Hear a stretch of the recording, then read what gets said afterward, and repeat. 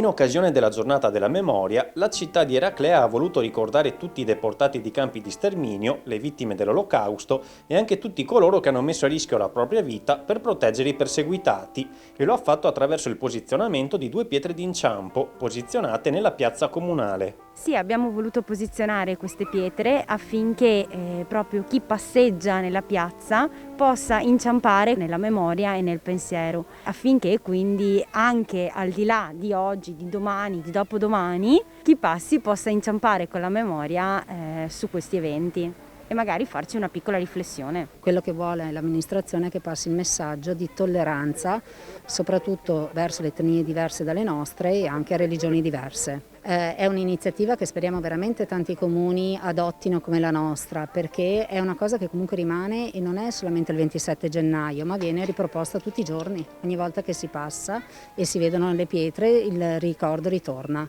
Dalle ricerche che abbiamo svolto, nessun cittadino di Eraclea è stato deportato nei campi di concentramento. Tuttavia ci sembrava comunque doveroso ricordare tutti coloro che hanno sofferto questi terribili episodi.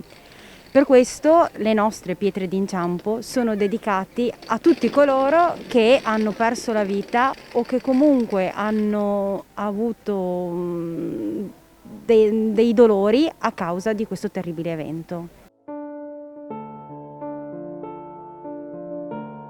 Con la giornata della memoria e con gli eventi commemorativi, le amministrazioni intendono far comprendere anche alle generazioni future come debbano essere condannati tutti gli atteggiamenti di intolleranza e di odio. Tuttavia, quest'anno, a causa delle restrizioni dovute alla pandemia, gli eventi hanno dovuto subire ridimensionamenti anche di partecipazione.